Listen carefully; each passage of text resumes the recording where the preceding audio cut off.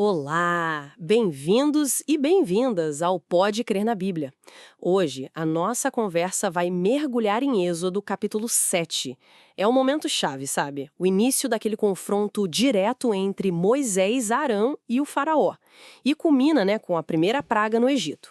Vamos olhar para o texto, pensar um pouco sobre obediência, sobre o poder de Deus e também sobre a teimosia humana, o livre-arbítrio. Para começar, logo nos primeiros versículos, a gente vê Deus reafirmando a missão deles, né? O que você destaca ali em Êxodo capítulo 7, versículo 1?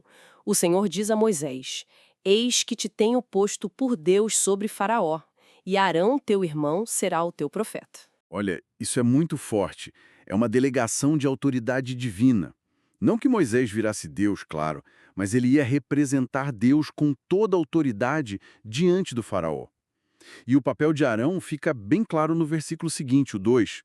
Tu falarás tudo o que eu te mandar, e Arão teu irmão falará a Faraó, para que deixe ir os filhos de Israel da sua terra. É uma ordem direta, uma comunicação estabelecida por Deus. E a resposta deles é imediata, né? Gosto como o versículo 6 registra isso de forma tão direta. E Moisés e Arão fizeram como o Senhor lhes ordenara. Assim fizeram. O que essa obediência, assim, sem hesitar, nos mostra, especialmente porque Deus já tinha avisado, lá nos versículos 3 e 4, que Faraó ia resistir. Agiram porque Deus mandou. Eles sabiam da dificuldade, Deus avisou no versículo 3, eu, porém, endurecerei o coração de Faraó, mas a fidelidade deles não dependia do resultado ou da reação do Faraó. Era obediência pura à ordem divina.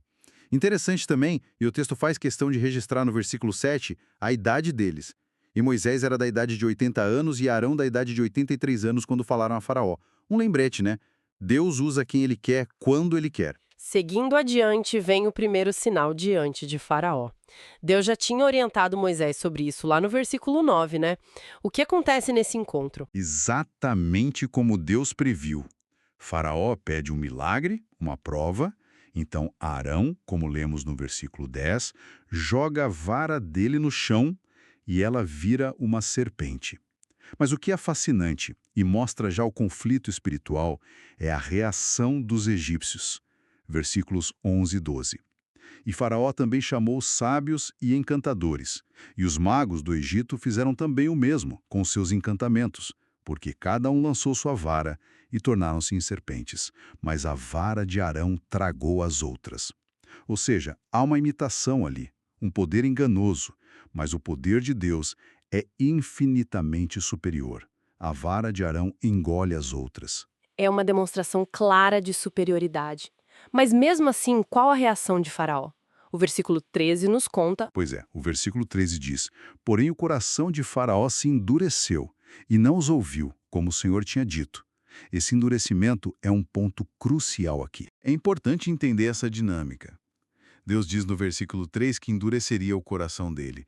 Mas isso não tira a responsabilidade do Faraó, sabe? A Bíblia mostra que Faraó já era um homem orgulhoso, rebelde por natureza.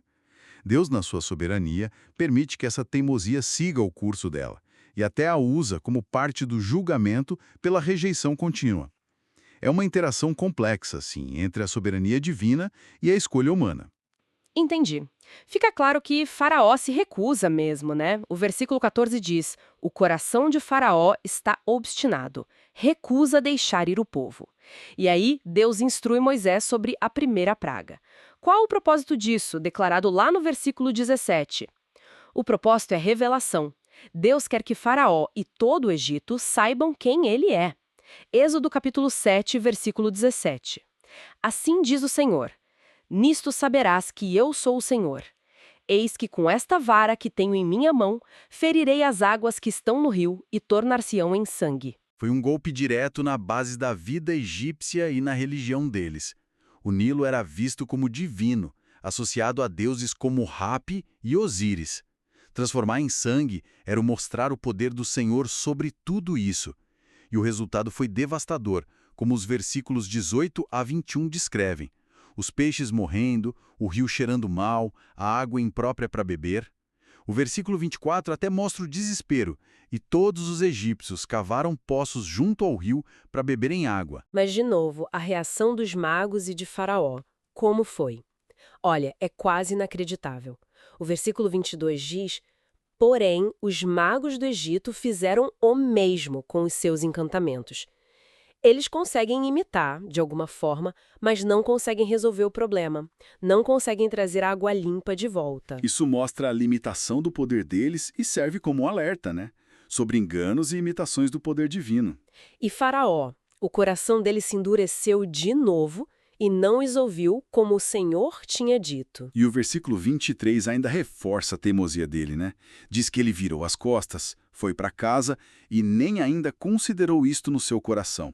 Ele simplesmente ignora a gravidade da situação. Exato, uma teimosia impressionante. Olhando para Moisés e Arão em meio a tudo isso, a lição de obediência e perseverança parece saltar aos olhos, não é? Eles continuaram firmes, fazendo o que Deus mandou, como diz o versículo 6, apesar de toda essa resistência. Com certeza, a fidelidade deles é um ponto central aqui. Não era baseada em ver resultados imediatos ou em ter a aprovação das pessoas, nem mesmo do próprio povo hebreu, que a gente sabe que reclamou antes lá em Êxodo 5. Eles perseveraram porque a confiança deles estava na palavra e no poder de Deus, mesmo quando, humanamente falando, a situação parecia só piorar. A fé deles estava ancorada em Deus, não nas circunstâncias visíveis. Então, resumindo, o Êxodo 7 estabelece esse cenário de confronto poderoso, mostra a soberania de Deus em ação, a realidade da oposição humana e espiritual e a importância vital da gente obedecer e perseverar naquilo que Deus nos chama. Sim, revela um Deus que age para libertar o seu povo, que demonstra seu poder sobre tudo e todos. E, ao mesmo tempo, respeita as escolhas humanas, deixando que elas tenham consequências, mas sempre cumprindo seus planos maiores no final. É um chamado à fidelidade no meio da batalha espiritual. E para quem quer continuar acompanhando essa história incrível e se aprofundar na palavra, nós convidamos a participar do projeto Reavivados por Sua Palavra.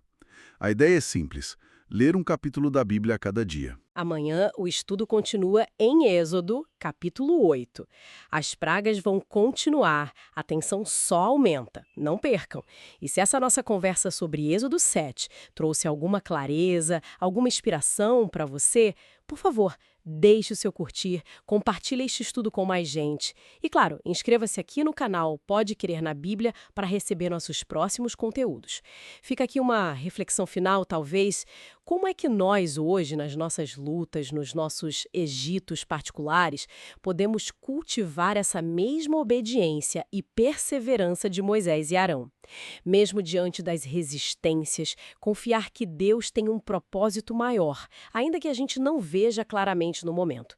Pense nisso. Sua interação aqui é muito importante para nós. O nosso objetivo principal, acima de tudo, é que a palavra de Deus seja pregada, seja entendida e que ela transforme vidas. Contamos com seu apoio para levar essa mensagem adiante.